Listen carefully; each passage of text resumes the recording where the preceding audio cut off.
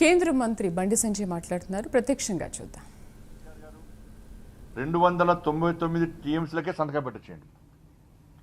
ఈ విషయాన్ని ఆధారాలతో పేపర్లతో సహా ఇద్దరి మధ్య జరిగిన ఒప్పందాలను పేపర్లతో సహా నేను బహిర్గతం చేసినప్పుడు అప్పటి నుంచి ఇప్పటి వరకు కనీసం అప్పుడు కేసీఆర్ దగ్గర నుంచి సమాధానం లేదు.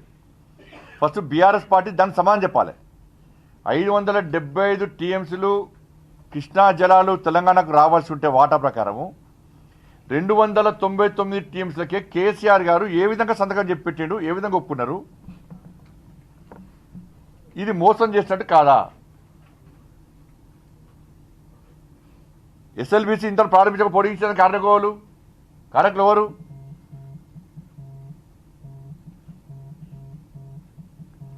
కాబట్టి కృష్ణా జల విషయంలో ఆ ప్రాంతానికి ఆ ప్రాంత ప్రజలకు ఇద్దరు రెండు పార్టీలు క్షమాపణ చెప్పాలి.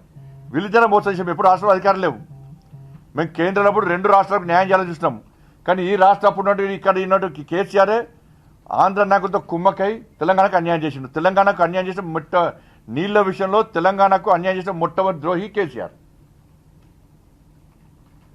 ఇవాళ మళ్ళీ ఏం తెలియనట్టు నంగనాశకి ఏం తెలియనట్టు మళ్ళీ ఇవాళ కృష్ణా జలాల విషయంలో ప్రజల దృష్టి మళ్లించే ప్రయత్నం చేస్తే 2 పార్టీలు ప్రధాన పాత్ర పోషించాలి. 2 పార్టీలు ప్రధాన బాధ్యత వహించాలి.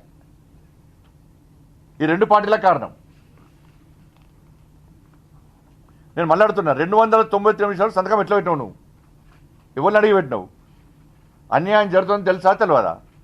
ఇప్పటికీ సమాధానం ఎందుకు చెప్తలేవు? దీని తర్వాత కూడా నేను లేఖ రాస్తే సంబంధిత అధికారులు కూడా 575 టీఎంసీలు మాత్రం తెలంగాణకు రావాల్సి ఉండే అని చెప్పించి కేసీఆర్ ప్రభుత్వంలోని అధికారులే నన్ను కోడ్ చేస్తూ కేంద్రం లేఖ రాశారు. నాది కోడ్ చేస్తూ కేంద్రం లేఖ రాశారు. అయినప్పుడు కేసీఆర్లో కూడా కనీసం స్పందన లేదు. అప్పుడు జగన్మోహన్ రెడ్డి గారితో కుమ్మక్కై బిర్యానీ తినిపించి చేపల పులుసు తినిపించి ఏమయ్యా మరి అప్పుడు ఆలింగనం చేసుకొని అన్నా తమ్ముడు అని చెప్పి తెలంగాణ ప్రజలకు బొమ్ముంచి రాపాయి.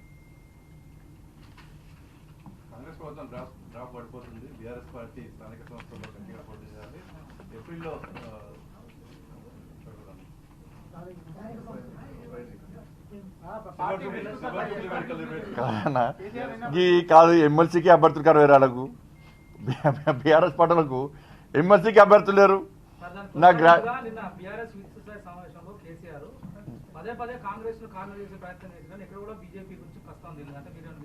వాళ్ళిద్దరు ఒకటి. ఇప్పుడు నేను మళ్ళీ చెప్తున్నా, కాళేశ్వరం కేసు ఏమైంది? కాళేశ్వరం కేసు ఏమైంది? కేసీఆర్ కుటుంబాన్ని అరెస్ట్ చేస్తామని విజిలెన్స్ రిపోర్ట్ వచ్చింది. ఏమైంది? కేసీఆర్ కుటుంబాన్ని అరెస్ట్ చేస్తామంటే అరెస్ట్ కాలే, Delhi compromise. Next drugs case ఏమైంది? అరెస్ట్ చేస్తామన్నారు. ఏమైంది? కదా Delhi compromise. Phone tapping case ఏమైంది? రేపే అరెస్ట్ అన్నారు. ఉన్న నిందితులు విడుదలైన బయటికి.